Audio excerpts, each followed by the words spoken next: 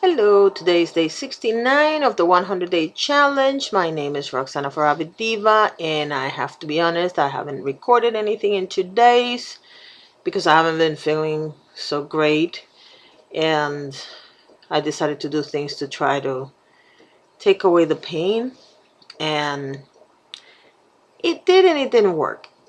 And I'm going to tell you what happened. For the last, for about a month, I've been getting these headaches. My doctor's theory is that they're tension headaches. I think that there's a little bit of truth to that because my entire neck is killing me and my back is killing me. Um, I also think that some of it has to do with the time of the year we're at. We're in springtime. It's pollen season. It's sinus congestion season, and I think that has something to do with the pain. But anyway, he gave me some prescription for the pain. But like most pain medications, muscle relaxants, whatever you want to call them, I am not a big fan because you can get addicted to those things. So I try not to take them as often as I'm supposed to. And so, of course, that limits the ability of them to heal my back and my neck. I also know that I need to go to exercise, and I am working towards working out.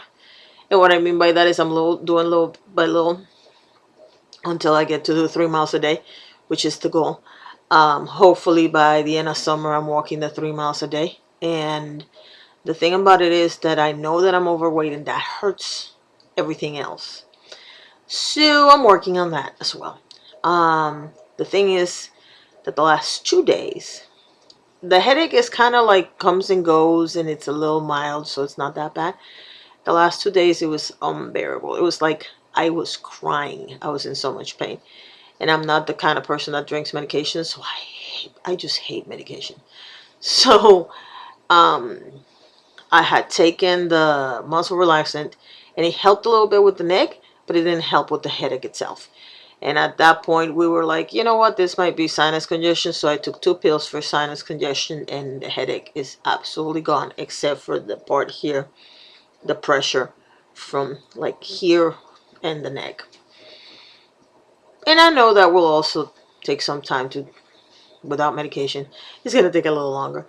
But that's where we are at. And so the last couple of days, I was not feeling well.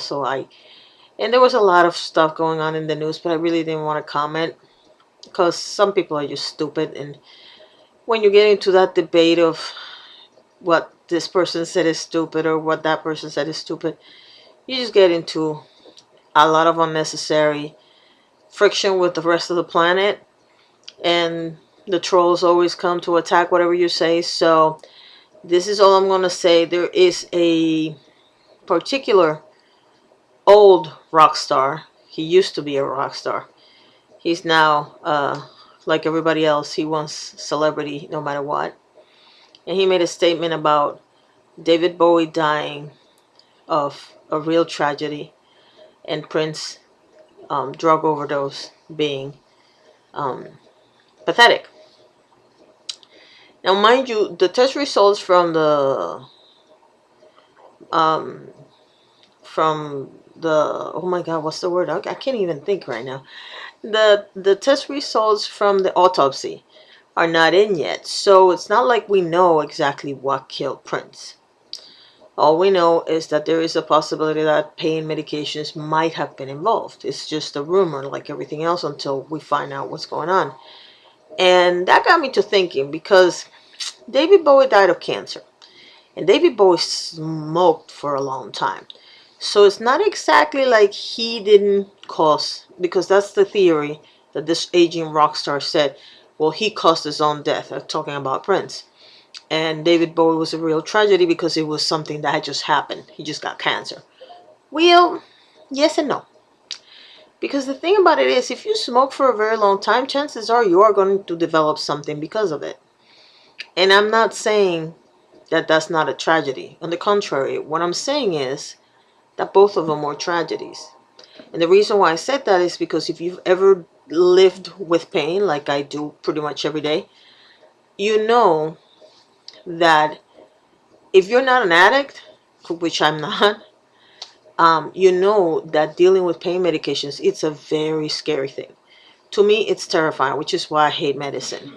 I try to avoid it like the plague. I have to be really, really, really in pain to take my pain medications. They gave them to me. Let me see if this thing says how long ago. Yes, I can't see, I know. Okay, this was prescribed to me a month ago. And it had originally 30 pills, which I was supposed to take every 8 hours. And by the sound of it, I think you can tell. I have 1, 2, 3, 4, 5, 6, 7 pills left. Now, if it was given to me on the 11th and today is the 14th, that's more than 30 days. So I should have taken those already. But the fear of getting addicted to them makes me stop. Now, my pain compared to other people's pain might be different, or my pain tolerance might be stronger than other people's. Bottom line, what I'm trying to say is when you take a 5'2" man who is in pain, and for what I understand, he had some sort of hip issue, and though compared to my back pain, that is, hip issues are really painful. You take a 5'2" man and you start giving him pain medications for the hips, and if it's true that he got addicted to that, that's not the kind of addict that I'm like I can sit there and judge, because I know how hard it is to live with pain and not take the medication because you're afraid. You don't want to fall asleep when you're driving. You don't want to do any of these things. And in his case, he got driven everywhere, so it's not like he had to stop. He had those issues to deal with, so he could have taken his pain medication. There are people that are religious about the medication. If the doctor says every 8 hours, they're going to take him every 8 hours. So the bottom line is this. Instead of judging one person against another for completely different circumstances, why don't we just say it's just a tragedy that they're both dead and move on? Instead of sitting there judging because, oh, I never drank and I never used drugs. Okay. Keep telling yourself that, because I seem to recall in the 80s seeing you making a complete butt of yourself, and I'm pretty sure you were on something. But, if you want to tell everybody that you've never had a drink or whatever, there's people that say that and I actually believe them. You're not one of them. So anyway, what do you think about aging rock stars and their need to be a celebrity so much that they're willing to trash other people and judge other people harshly based on their own circumstances?